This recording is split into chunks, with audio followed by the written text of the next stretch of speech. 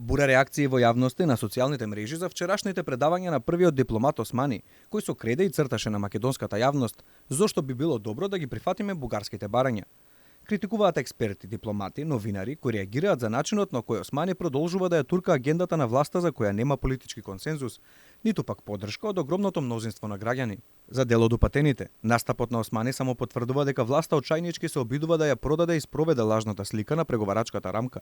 Поранешниот дипломат Мартин Треневски во изјава за Алфа го критикува потегот на Османи и предупредува од и Бугарија и Грција уште поревносно ќе продолжат да не блокираат во процесот на преговори, бидејќи очигледно нема кој да ги спречи. Еден очајнички обид, ако може да се делува, да се убеди уште некој во оваа земја дека во исправноста на преговарачката рамка, особено ми е дегутантно оној графикон што го правеше тие работи.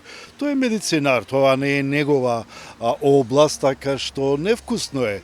Тој додава и дека очигледна е нервозата кај власта поради огромниот домашен отпор. Според Треневски тоа е и очекувано со оглед на штетните договори кои власта ги потпиша со Грција и Бугарија, за кои смета дека насилно се подметнати, а сега и содржани во преговарачката рамка.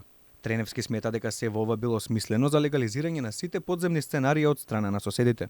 Преговарачката рамка јас ја гледам како едно кукавичко јајце што ни го подметнуваат, она што го прават илегално преку своји јатаци да потплатува за бугарски пасоши, за бугарски клубови и не знам што се не ќе им падне на памет, да можат институционално како евентуално, не дај Боже, вклучени во уставот на РМ, да си го прават сосема легално. Треневски смета и дека единственото решение за излез од оваа геополитичка ситуација е Македонија да се повлече од преговарачката рамка со Европската унија.